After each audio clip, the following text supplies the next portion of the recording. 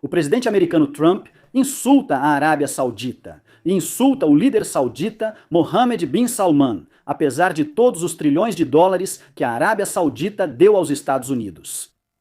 E os Emirados Árabes Unidos sofrem o golpe mais forte de todos desde o início desta guerra. E o Irã muda o jogo para se tornar uma potência regional dominante na região, enquanto os Estados Unidos, que conhecíamos nos anos 60 e 70, terminou. Todos esses detalhes e muito mais hoje, mas depois deste intervalo, fiquem conosco.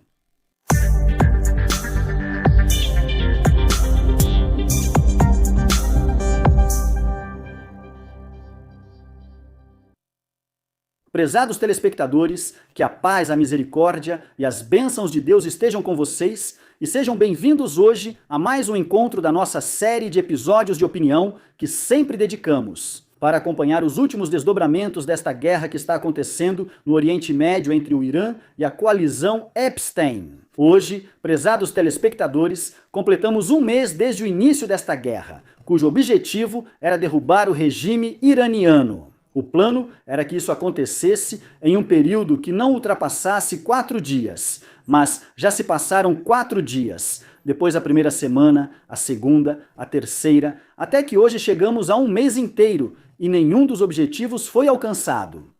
Quais são os objetivos da coalizão Epstein nesta guerra? Nem o regime iraniano caiu, nem se rendeu, nem a capacidade missilística do Irã foram interrompidas, nem o programa nuclear iraniano foi parado, nem qualquer outra coisa desse tipo. A ponto de o objetivo hoje ter mudado de todos esses para abrir o Estreito de Hormuz. Ou seja, o Estreito de Hormuz se tornou o principal objetivo dos Estados Unidos nesta guerra. Então, há um grande problema enfrentado pelo presidente americano Trump e há uma derrota sem precedentes que os Estados Unidos realmente estão enfrentando. Se antes dessa guerra dizíamos que a maior derrota militar já sofrida pelos Estados Unidos foi na Guerra do Vietnã e também no Afeganistão, hoje a equação mudou. O que os Estados Unidos estão enfrentando nesta guerra é muito maior do que o que enfrentaram na Guerra do Vietnã e na Guerra do Afeganistão. Porque talvez essas guerras tenham durado muitos anos, quase 20 anos. Os Estados Unidos sofreram grandes perdas nessas guerras. Hoje, em apenas um mês, há perdas americanas que talvez sejam semelhantes. E isso sabendo que a guerra agora não é terrestre. Se essa situação evoluir para uma guerra terrestre, os resultados para os Estados Unidos serão ainda mais catastróficos do que foram no Vietnã, no Afeganistão e assim por diante. O que todos precisam entender hoje é que os Estados Unidos de hoje não são os mesmos dos anos 60 e 70 do século passado. Naquela época, os Estados Unidos eram uma potência industrial, eram a principal força industrial do mundo, tudo era fabricado nos Estados Unidos, o desenvolvimento tecnológico começava nos Estados Unidos e vinha apenas de lá naquela época. Podemos dizer que essa foi a era de ouro dos Estados Unidos. A família nos Estados Unidos ainda era unida, religiosa, o marido sempre era o único provedor da família, enquanto a esposa cuidava da casa e da criação dos filhos.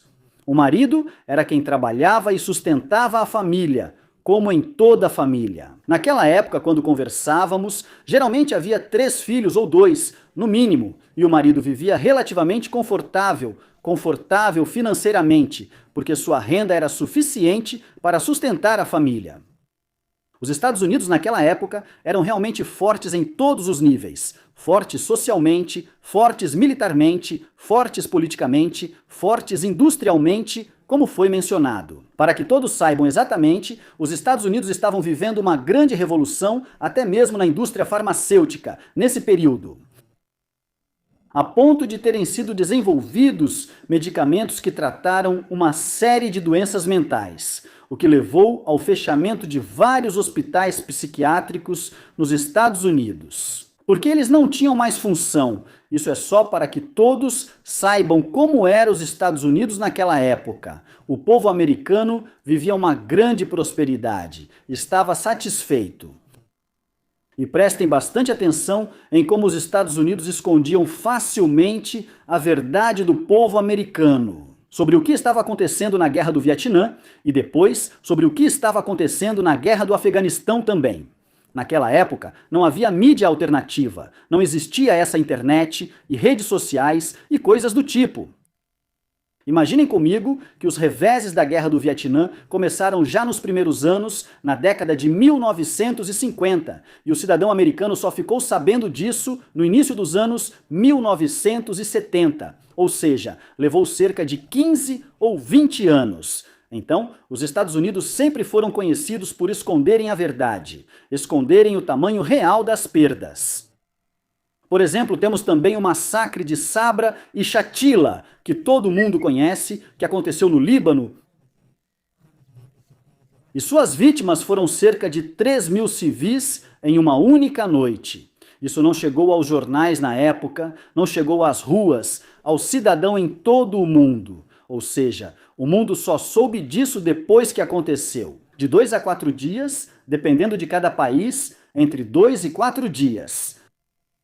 Como não existia o que chamamos de mídia instantânea, o envolvimento de Israel só foi descoberto cerca de 1 ano após esse incidente. Hoje em dia, muitas coisas mudaram. Aquilo que antes era uma vantagem dos Estados Unidos já não existe mais. O país está entrando em colapso socialmente, a mulher americana abandonou o seu papel social, o setor de saúde virou uma máfia, talvez até esteja drenando o bolso dos cidadãos. A indústria já não existe mais nos Estados Unidos. Depois do surgimento de outras potências industriais, como a China, a indústria acabou. Agora, Trump está tentando trazer de volta a glória industrial para a América. Hoje ouvimos que o salário do cidadão americano ultrapassa 3.000 ou 4.000 dólares por mês. Todo mundo acha que há muita prosperidade, mas ao mesmo tempo ouvimos que há muita insatisfação, porque esse valor não é suficiente para suprir as necessidades da família.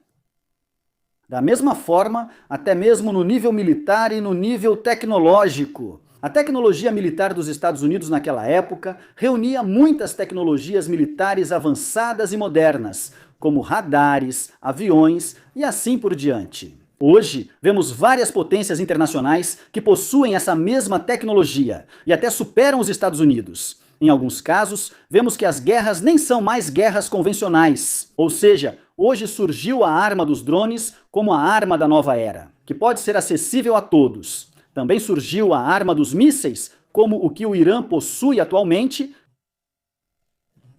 os Estados Unidos nas décadas passadas, e o mundo de hoje não é mais o mesmo de antes. O mundo mudou e continua mudando em uma velocidade muito grande. Então, hoje os Estados Unidos são incapazes de repetir o cenário da guerra do Iraque, porque o mundo em que vivemos não é o mesmo de 2003. Hoje, os Estados Unidos são incapazes até mesmo de repetir o cenário da Guerra do Vietnã, porque não conseguem enviar um exército daquele tamanho. Cerca de 500 mil de soldados ou mais, capazes de suportar essas perdas humanas na quantidade que houve na Guerra do Vietnã, quando mais de 50 mil militares foram mortos e mais de 300 mil ficaram feridos. Hoje, os Estados Unidos não conseguem esconder essas perdas. Agora existem fotos, existem vídeos feitos por civis. No mesmo momento, existem imagens de satélite que revelam o tamanho da destruição nas instalações e nas bases militares e assim por diante. Então hoje, prestem bastante atenção, sempre ao longo da história, crises como essas são fortalecidas pela interpretação de que nós sempre... Encontro, tradução de um momento. Como acontece? O Irã se beneficiou da guerra Irã-Iraque, que durou 8 anos, e vimos como o Irã se beneficiou da queda do regime iraquiano de Saddam Hussein. E vimos como se beneficiou da última guerra de 12 dias. E hoje, com certeza, também está mudando depois dessa guerra. Veremos outro Irã, um Irã mais forte, mais desenvolvido na região, dominando a região, e a mudança mais importante será em torno do Estreito de Hormuz. Esta guerra confirmou ao mundo como essa passagem marítima está nas mãos, sob o controle de um único país na região, o Irã. Não é possível garantir a segurança dessa passagem sem o Irã. Hoje, a maior potência do mundo não consegue passar por essa passagem. Por quê? Porque o Irã controla tudo o que diz respeito a essa passagem hoje. Para que todos saibam, essa passagem marítima é rasa e estreita. Isso faz, por exemplo, com que esses destroyers americanos ou porta-aviões americanos não consigam passar por essa passagem. Por que só através de uma rota marítima exposta? Ou seja, há apenas uma rota marítima exposta aos iranianos, prevista pelos iranianos, e, portanto, essa previsão torna esses navios americanos fáceis de serem alvo dos iranianos. Além disso, vemos que o Irã investiu centenas de milhões de dólares para transformar essas ilhas espalhadas por essa passagem marítima em fortalezas marítimas. Eles não transformaram essas ilhas em resorts protegidos de forma alguma.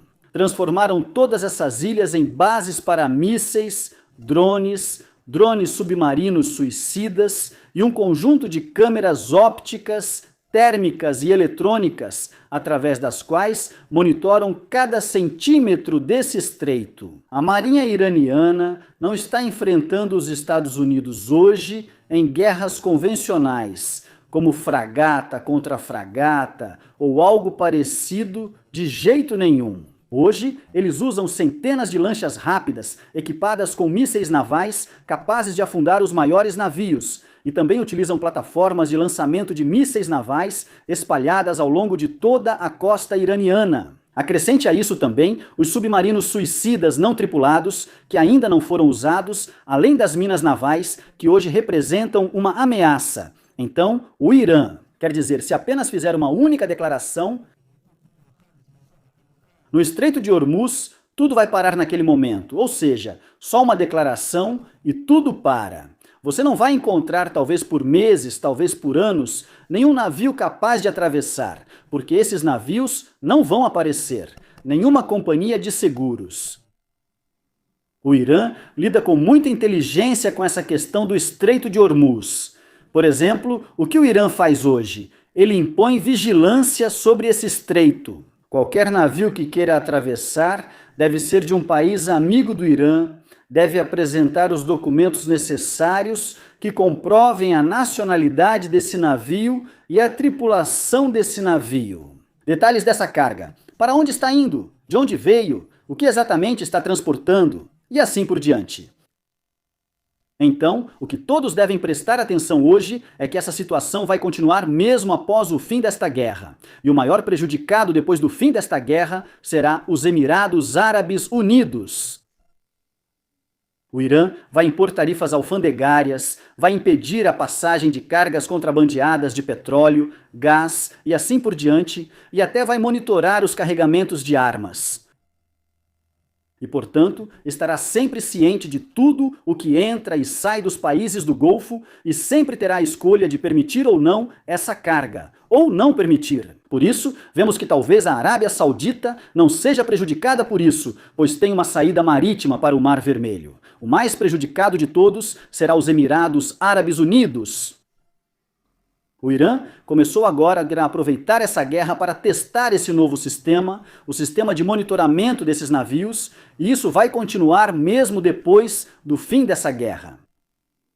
Agora, de fato, ela está colocando toda essa região sob o controle do Irã, ou seja, hoje está ocorrendo uma grande mudança positiva para o Irã na região. Está claro hoje que os Emirados Árabes Unidos são os mais prejudicados por essa guerra. E não é só por esse lado. Todos os dias, as posições das forças americanas nos Emirados Árabes Unidos são atacadas, seja em residências, hotéis e assim por diante. Todos os dias, os Emirados presenciam ataques de mísseis e drones. Mas a novidade de hoje, e o que aconteceu agora, é que o Irã só hoje atacou um depósito de armas que continha sistemas de fabricação ucraniana, especialmente para derrubar drones. São sistemas usados para detectar e interferir em drones. Então, o Irã hoje conseguiu destruir esse depósito que, segundo os iranianos, continha esses sistemas. De acordo com a agência de notícias Tasnim, havia 21 militares ucranianos no local, que prestavam serviços de monitoramento e combate a drones em benefício das forças americanas. Até o momento, o destino desses militares ucranianos ainda não foi revelado, pois há um grande sigilo sobre o assunto. Não se sabe se foram mortos, feridos ou o que aconteceu com eles. Nesse ataque, houve outro ataque que teve como alvo o local onde estavam 500 soldados americanos nos Emirados Árabes Unidos. E ninguém sabe também se todos foram mortos ou o que aconteceu, pois há um grande sigilo sobre o assunto. O que é certo hoje é que esses acontecimentos, o incidente envolvendo a Ucrânia, ocorreu poucas horas depois da chegada desses sistemas ucranianos aos Emirados Árabes Unidos, da chegada dos ucranianos aos Emirados e de um ataque desse tipo, com informações tão precisas sobre o depósito e os soldados, o local onde estavam esse depósito e os soldados ucranianos. Acredito que isso só poderia acontecer com uma grande cooperação de inteligência entre a Rússia e o Irã, porque está claro hoje que foi a Rússia quem forneceu essa informação de inteligência ao Irã, porque a questão está relacionada à Ucrânia. Está relacionado à cooperação militar entre os Estados Unidos e a Ucrânia, talvez entre os Emirados Árabes Unidos e a Ucrânia. Então aqui havia um interesse comum que unia os dois: Irã, Rússia e Emirados Árabes Unidos. Só para que todos saibam, este país é extremamente exposto em termos de inteligência. O país é um terreno fértil para todas as agências de inteligência do mundo, seja na parte de crimes financeiros, política, militar e assim por diante. Por isso, os Emirados Árabes Unidos são um país exposto. Qualquer movimento militar está sob os olhos das agências de inteligência mundiais: russas, iranianas, britânicas, alemãs e assim por diante. E hoje, seja esse ataque graças à inteligência iraniana ou à cooperação russa, o importante é que transmite apenas uma mensagem: o Irã não é a Venezuela, nem é o Iraque. Desde 2003, o Irã controla o país, é quem tem o comando na região do Golfo Pérsico. E isso realmente confirma que a guerra ainda reserva outras surpresas pela frente. Hoje, por exemplo, após um mês de guerra, finalmente o Iêmen anuncia sua entrada nesse conflito. Isso foi uma surpresa, e a entrada do Iêmen nessa guerra certamente vai adicionar ainda mais força ao Irã. Hoje, houve um ataque a navios de desembarque britânicos. Dizem que o Irã afundou 3 navios e incendiou outros 3. Também dizem que o Irã conseguiu derrubar mais um avião do tipo F-16. Também hoje, pela primeira vez, o Irã revelou um míssil Segil de 4ª geração avançada. Dizem que o míssil pesa 25 toneladas. O míssil, que hoje causa surpresa, gera uma grande preocupação na região devido ao tamanho e à potência desse míssil. A guerra continua em todos os níveis e com certeza sempre há novas surpresas. Hoje houve uma declaração interessante do presidente do parlamento iraniano. O que ele disse? Ele disse que o Irã está se preparando para algo novo que está por vir, que talvez leve ao colapso de Israel. Ele não revelou detalhes exatos, mas afirmou que algo está chegando e que talvez leve ao colapso de Israel. As surpresas continuam, isso de um lado. De outro lado também, hoje houve uma declaração estranha, uma declaração humilhante e realmente surpreendente do presidente americano Trump sobre a Arábia Saudita e sobre o príncipe herdeiro saudita Mohammed bin Salman.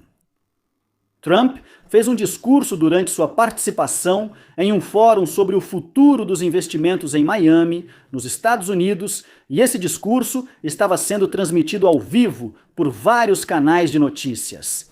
Ele fez uma declaração de forma humilhante e muito grave. Mas todos os meios de comunicação árabes não conseguiram destacar o que Trump disse, nem conseguiram exibir, nem mesmo reprisar o que Trump falou. Ou escrever um artigo sobre o que Trump disse a respeito da Arábia Saudita. Até houve um jornal libanês que publicou um artigo sobre o que Trump disse, mas apagou o artigo minutos depois de publicá-lo. Então, o que Trump disse? Ele disse que Mohammed bin Salman não achava que ele iria beijar a bunda dele. disse que pensava que Trump era apenas mais um presidente americano fracassado, mas agora percebeu a verdade e, por isso, precisa ser gentil com ele, ou seja, com Trump. Então, Trump é isso. Ele quis dizer que o príncipe herdeiro saudita estava em confronto com os Estados Unidos. Talvez ele recusasse se curvar, recusasse se submeter, recusasse as exigências americanas ou de Trump, mas agora Trump também o fez se curvar, até mesmo com essa descrição que disse, beijar o traseiro dele. Está claro que a estratégia de Trump, como de costume, é baseada em humilhar os aliados, e isso de forma pública, ou seja, ele revela o que está escondido de maneira aberta, e isso é para mostrar que é graças a ele, pessoalmente. Até mesmo os países mais ricos do Oriente Médio são forçados a se curvar e a obedecer às exigências americanas. E como o fórum, claro, é sobre investimentos, a conversa aqui era sobre a Arábia Saudita oferecer bilhões de dólares, seja para comprar armas ou investir nos Estados Unidos, simplesmente por medo da ira de Trump. E Trump aqui sempre fala sobre isso com muito orgulho, como se ele fosse totalmente diferente dos outros presidentes dos Estados Unidos. Porque ele é o único que trouxe essa quantidade enorme de investimentos. E o único que fez o líder do país árabe mais rico beijar o traseiro dele. Foi assim que ele descreveu. Claro, a declaração é muito estranha, não podemos classificá-la a não ser como um insulto. Como chegamos ao ponto de ter uma ofensa desse nível? E com esse comportamento, com essas palavras vulgares, isso levanta uma questão importante hoje sobre como os sauditas responderão. É algo estranho, não é? Até o momento, até a exibição deste episódio, há um silêncio absoluto da Arábia Saudita, não houve nenhum comentário ainda, até mesmo os meios de comunicação estão proibidos de abordar esse assunto. Os meios de comunicação árabes disseram que Trump agradeceu ao príncipe herdeiro saudita e disse que ele é um grande homem, mas não mencionaram que ele o insultou dessa maneira no início. Por isso, a outra pergunta muito importante: e se uma declaração como essa viesse de um líder do Irã, por exemplo, ou de um líder de outro país árabe ou islâmico? Como seria a resposta saudita? Naquela situação, veríamos declarações e comunicados respondendo a isso, talvez ameaças de guerra, talvez rompimento de relações, e isso não seria só da Arábia Saudita, mas os países árabes se solidarizariam com o líder saudita, ouviríamos suas vozes. Mas hoje, a humilhação veio de Trump, então há silêncio, nenhum comentário, como se nada tivesse acontecido. Por quê? Porque há um acordo de aviões F-35 que precisa ser fechado. Eles acham que esses aviões é que vão proteger a Arábia Saudita. Isso é o que temos hoje. Não se esqueçam de se inscrever e clicar no botão de curtir. Que a paz esteja com vocês. Até a próxima!